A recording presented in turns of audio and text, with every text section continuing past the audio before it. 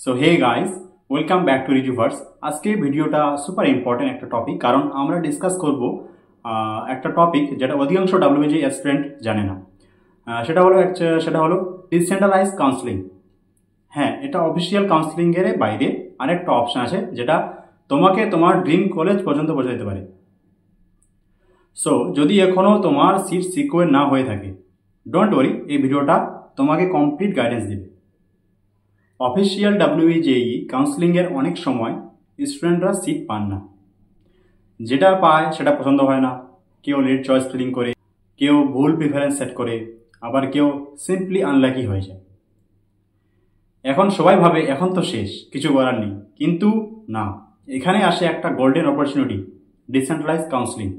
যেমন ধরো একটা রিয়েল লাইফ সিনারিও, ধরো তোমার ডাব্লিউবিজে র্যাঙ্ক 45K, অফিসিয়াল কাউন্সিলিংয়ে তুমি শুধু প্রাইভেট কলেজে পেয়েছো, যেটা তোমার বাজেটে যায় না। কিন্তু কাউন্সিলিংয়ে শেষ হওয়ার পর তুমি দেখলে যে কোনো গভর্নমেন্ট এডেড কলেজ বা স্টেট গভর্নমেন্ট কলেজ ডিসেন্ট্রালাইজ কাউন্সিলিংয়ের মাধ্যমে সিট ওপেন করেছে। তখন তুমি অ্যাপ্লাই করে সেই সিটটা ইজিলি সিকিউর করতে পারবে। এটা অনেকের জন্য হয়ে যায় last minute jackpot opportunity. So don't miss it. So এইবার কথা হচ্ছে, হোয়াট ইজ ডিসেন্ট্রালাইজ কাউন্সিলিং। চলো পরিষ্কার করে বলি তোমাদের ডিসেন্ট্রালাইজ কাউন্সিলিং হলো বেসিক্যালি কলেজে লেভেলের অ্যাডমিশন প্রসেস। ডাব্লিউবিজি বোর্ড এখানে ডাইরেক্টলি ইনভলভ থাকে না। অফিসিয়াল কাউন্সিলিং শেষ হওয়ার পর যেসব কলেজের সিট খালি থাকে তারা নিজেরা অ্যাডমিশন ওপেন করে, সেটাকে বলে ডিসেন্ট্রালাইজ কাউন্সিলিং। মানে সিম্পলি কলেজ নিজের খালি সিট ভর্তি করে। Who can apply? কোশ্চেন আসছে, এটা কারা করতে পারবে? যদি তোমার ডাব্লিউবিজি র্যাঙ্ক থাকে, সে কোনো রেঞ্জ হলেই চলবে, 20K, 40K, 60K হাইয়ার। যদি অফিসিয়াল কাউন্সিলিংয়ে সিট না সিকিউর হয় বা হয়েও যদি তুমি ভাবো বেটার অপশন চাও, তাহলে you are eligible for decentralise counselling.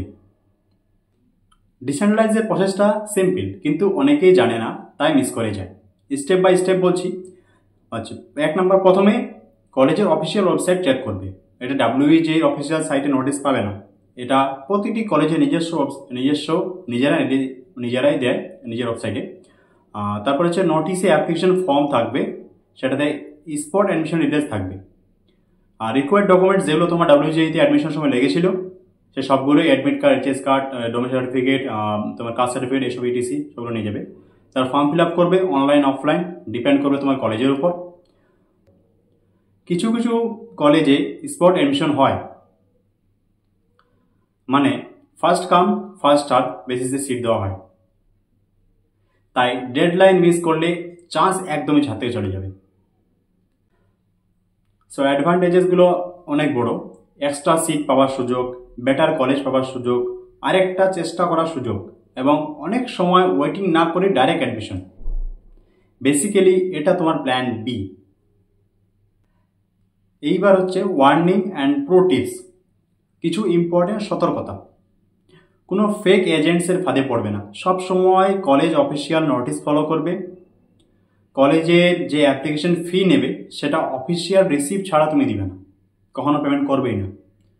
Deadline খুব শর্ট হয়, অফিসিয়াল কাউন্সিলিং শেষ হওয়ার সাথে সাথেই কলেজের ওয়েবসাইট চেক করতে থাকবে।